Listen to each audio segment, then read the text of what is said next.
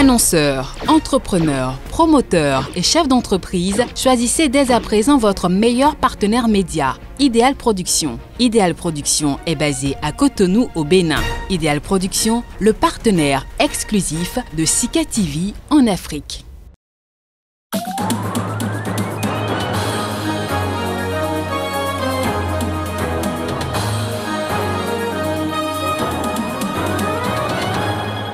Des vaccins COVAX au pays du Covid Organics. Madagascar a reçu son premier lot de vaccins de ce programme. C'était ce samedi.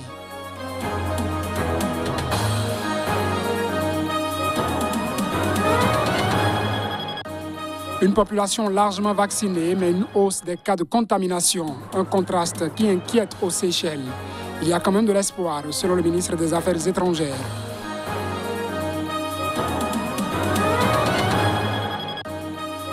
Des centaines de Belges étaient dans la nuit de ce samedi au dimanche pour célébrer la levée du couvre-feu, un rassemblement dispersé par la police.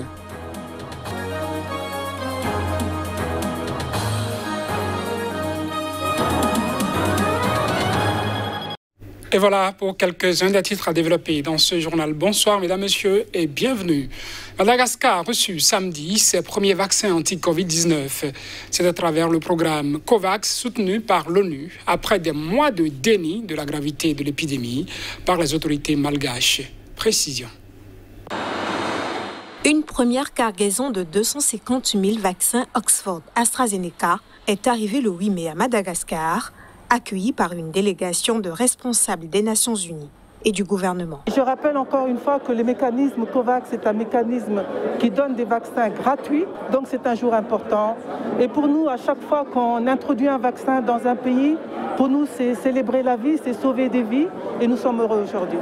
Le ministre malgache de la Santé a indiqué que les vaccins seraient administrés dans tout le pays en 2 phases. Il a souligné que cette vaccination faisait partie d'un ensemble de mesures de prévention efficaces qui viennent s'ajouter aux stratégies déjà mises en place par l'État. On voit, et c'est l'étude qui le montre, que ceux qui ont pris le CVO ne font pas d'efforts. Donc le vaccin sera en complémentarité de l'arsenal thérapeutique que nous avons jusque-là. Le gouvernement malgache a très strictement encadré sa communication sur la pandémie et reconnaissait début mai 38 874 cas de coronavirus pour 716 décès. La situation sanitaire aux Seychelles est préoccupante. Le pays fait face à un net regain du nombre de contaminations au coronavirus, malgré une population largement vaccinée. Mais la situation serait actuellement gérable, d'après le ministère des Affaires étrangères et du Tourisme. Suivant. Les Seychelles ont été le pays du monde à avoir recensé cette semaine le plus de nouveaux cas en proportion de la population, 1223 pour 100 000 habitants, selon des données compilées par l'agence France-Presse. Les chiffres gouvernementaux les plus récents font notamment état de 498 nouveaux cas en 3 jours, entre le 28 avril et le 1er mai, portant le total des cas à 6 373 pour 28 décès. Selon les autorités, 1048 cas sont actuellement actifs. La situation actuelle reste préoccupante. On a toujours dit, c'est préoccupant. Il y a beaucoup plus d'infections depuis ces derniers jours. Pour endiguer cette nouvelle vague, le gouvernement a annoncé le 4 mai un durcissement des mesures anti-Covid, obligeant les commerces, bars et casinos à fermer 1 heure plus tôt et prolongeant la fermeture des établissements scolaires jusqu'au 23 mai. Un couvre-feu à 23 heures est toujours en vigueur. Malgré le nombre de personnes hospitalisées ou infectées, les autorités disent n'avoir que 2 cas qui sont dans un état sérieux à l'hôpital. Cette recrudescence étonne, étant donné la large couverture vaccinale aux Seychelles, où 61% des 98 462 habitants ont reçu 2 doses de vaccin et 70% en ont reçu au moins une. Selon le ministre, cette hausse est due à un plus grand nombre de tests, mais aussi parce qu'il y a un relâchement au niveau de la population. Au Sénégal à présent, le rapport d'audit du fichier électoral a révélé que près de la moitié des jeunes de 18 à 25 ans ne sont pas inscrits sur les listes électorales. Les conclusions de cet audit ont été rendues cette semaine. Reportage. Selon le rapport d'audit du fichier électoral dont les conclusions ont été rendues cette semaine, le taux d'inscription des jeunes est le plus faible dans les régions de Diourbel, Kolda ou Tambacounda. Le taux est particulièrement bas pour les nouveaux majeurs de 18 à 20 ans. Au niveau national, 9,3% seulement peuvent exercer leur droit de vote. Cet audit est l'une des étapes préalables à l'organisation des futurs scrutins, notamment les élections locales prévues avant fin janvier 2022.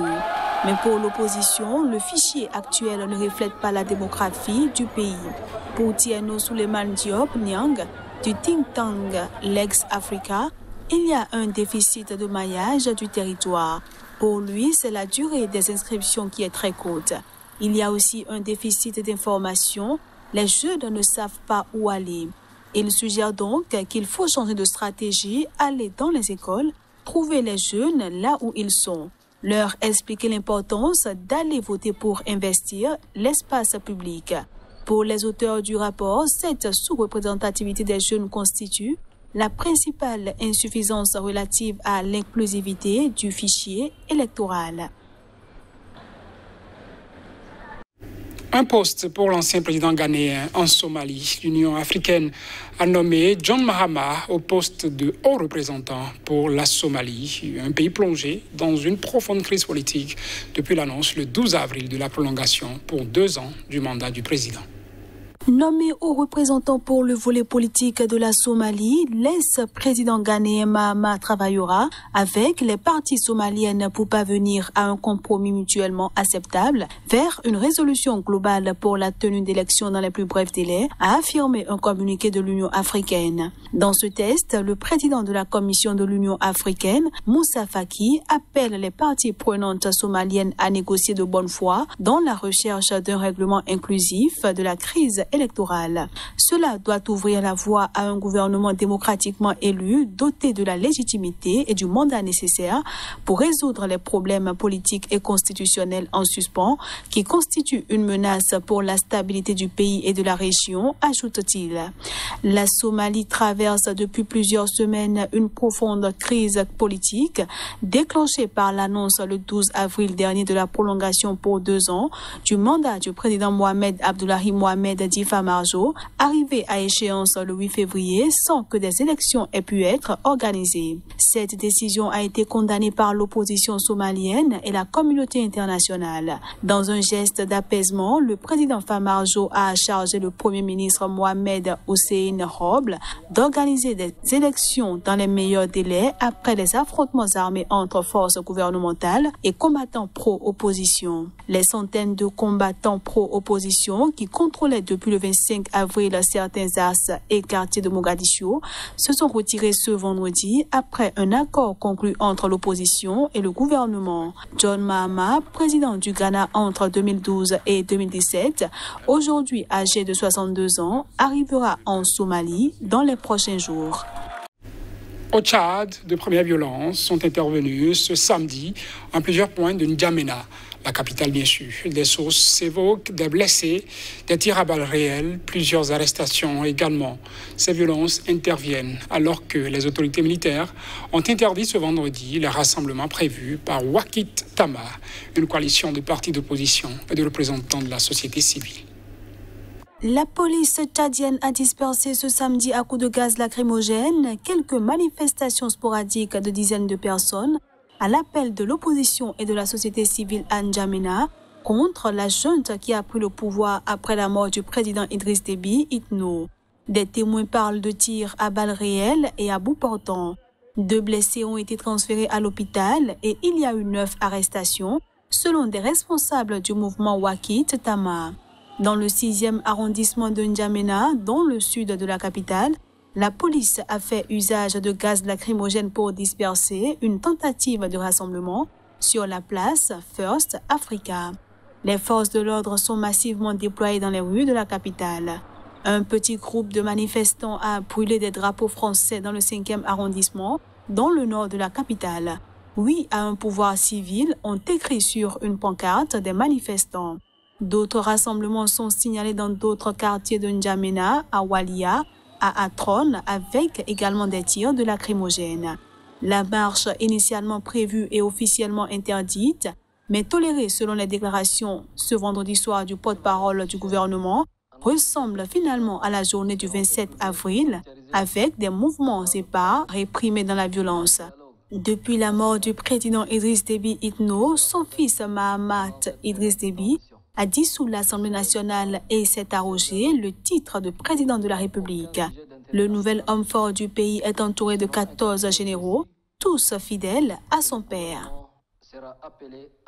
À Bruxelles à présent, un rassemblement de plusieurs centaines de personnes qui fêtaient la levée du couvre-feu a été dispersé par la police dans la nuit de samedi à dimanche.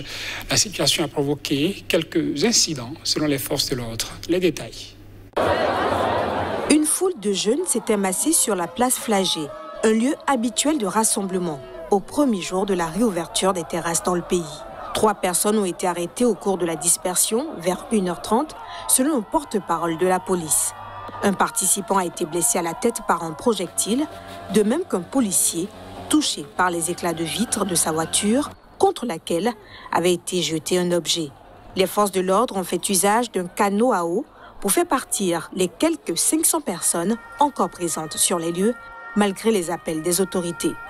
Il est minuit 30, on vous a laissé pendant toute la soirée. Le bourgmestre d'Ixelles était notamment intervenu pour inciter les jeunes, pour la plupart non masqués, à rentrer chez eux. De nombreux Belges se sont retrouvés samedi aux terrasses des cafés et restaurants qui ont rouvert après presque 7 mois. Le couvre-feu a été levé, remplacé par une interdiction des rassemblements de plus de 3 personnes à l'extérieur entre minuit et 5 heures. Ces dernières semaines, 2 rassemblements festifs interdits au bois de la Cambre, grand parc bruxellois, avaient dégénéré en incident lors de leur dispersion par la police. Et c'est la fin de ce journal, mesdames, messieurs. Merci de l'avoir suivi. Le programme se poursuit sur Sika TV.